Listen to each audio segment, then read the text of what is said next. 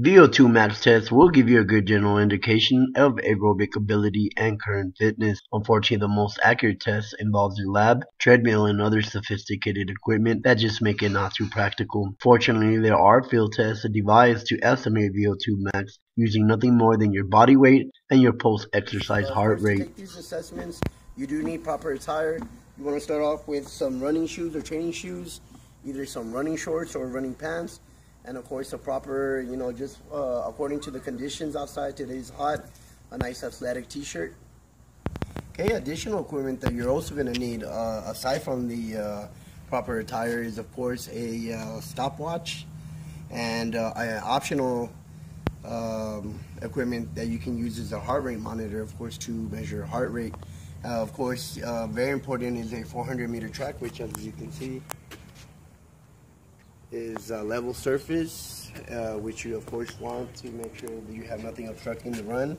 And you want to go ahead and finish off with pen and paper and a scale, of course, to take your body weight.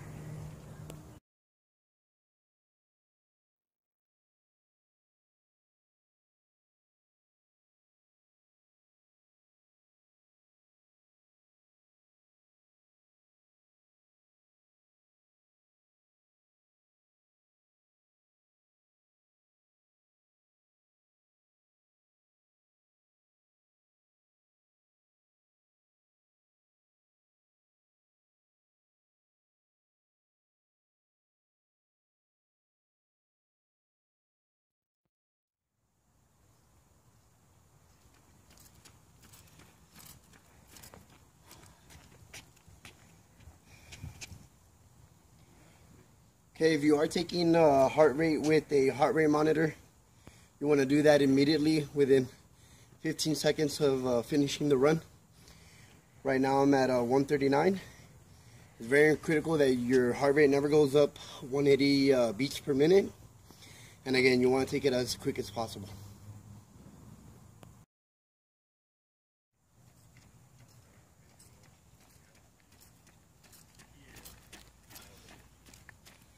Again, very important that you take the heart rate right away after finishing the run within 15-20 seconds.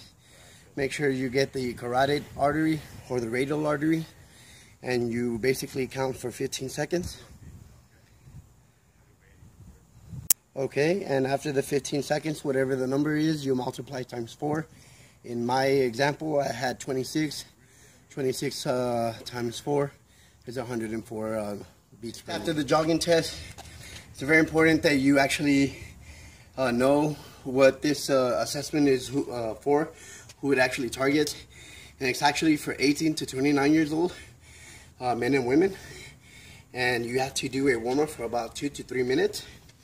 And again, it's not a maximal test, so you do need to find a nice comfortable jogging pace, run at that pace, and the actual assessment needs to take longer than 8 minutes for men, and longer than 9 minutes for women.